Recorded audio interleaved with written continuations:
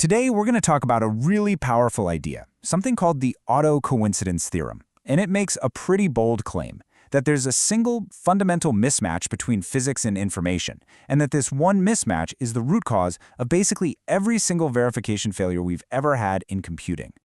So let's kick things off with a very real, very concrete problem. It's something that keeps a lot of people in tech, finance, and even policy awake at night. And it all comes down to trust. Trust in our digital systems. All right, picture this. You've got a super powerful AI model. And to make sure it's playing by the rules, staying compliant, it spits out an audit log. This log is supposed to be your guarantee. But here's the billion-dollar question. Can you actually, truly trust it? This is where the whole thing starts to unravel. So the AI log says, hey, everything was compliant. But how can you be sure that log wasn't faked or tampered with? Well, you might say, I'll check a second log that monitors the first one. Okay, but then how do you trust that second log? Well, you check a third. You see where this is going, right?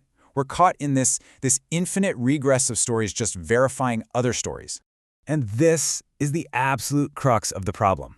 That chain just goes on forever. In our purely digital world, there's no bedrock of truth to stand on. It's turtles all the way down. There is no floor. So why is this happening? This isn't some software bug we can just patch. It's way deeper. It's a fundamental conflict between how information works and how, well, the physical universe works. And there's a really great analogy that makes this crystal clear. Think about a real-world physical mailbox. If you want to put a new package inside, you have to take the old one out first. You can't have both in the same spot. That act of removing the old package, that's a physical event. It leaves a trace. Replacement requires displacement. Now, contrast that with a digital file. To replace it, what do? You just overwrite the bits. The old file, it's just gone. Poof, it vanishes without a trace. The new value just appears where the old one was. And what's so important to get here is that this isn't just a cute metaphor. No, this is the literal structural difference between the world of physics and the world of information. Okay, so this key difference lets us neatly sort everything into two basic kinds of systems. And once you see these two categories, the shape of a real solution starts to come into focus. First up, we've got Class A. We're calling these autocoincidence systems.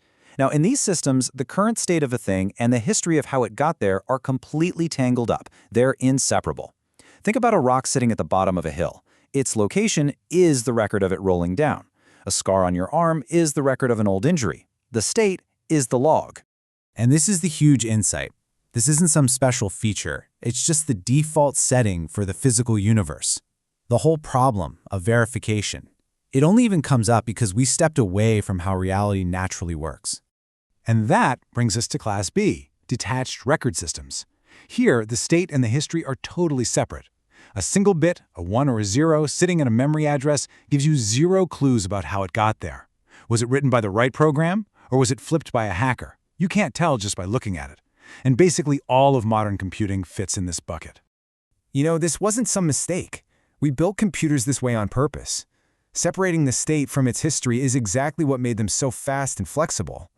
But it's also kind of the original sin of computing. It's what baked this deep structural verification problem into everything we do. Okay, so here's the bombshell. Every single verification tool we use today, and I mean everything, from simple checksums to fancy cryptographic signatures, even blockchains, they all fall into this weaker, detached record class.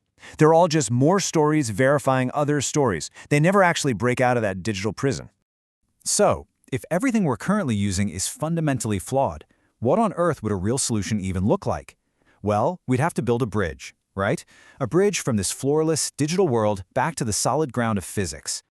A true foundation, an actual floor for our digital systems, would have to be a system where the record of an event and the event itself are one and the same.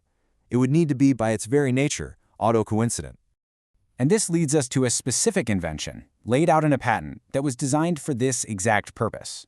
It's called an autocoincident anchor. And you can think of it as the first real engineered bridge designed to connect our detached world of bits back to the trustworthy world of atoms. Now, it's really, really important to be clear about what this does and what it doesn't do. This is not some magical silver bullet for all of AI. What it does is anchor one very specific but incredibly critical question. Is the AI model doing its job, the one you actually authorized? And it answers that by tying it to a real physical state. Is a bit physically at this address or not? It's a precision tool for closing one massive gap in trust and liability. So let's zoom out for a second. Once you grasp this difference between the two classes of systems, it completely reframes how we have to think about the future of digital trust. Because this gives us a brand new and much more powerful way to diagnose what's going wrong. Every single verification failure we see isn't just a bug or some clever hack, it's a class error. We have been using tools from the wrong category, from the detached record world, to try and solve a problem that can only be solved with tools from the autocoincident world. So really, this whole entire argument boils down to this one simple, fundamental asymmetry.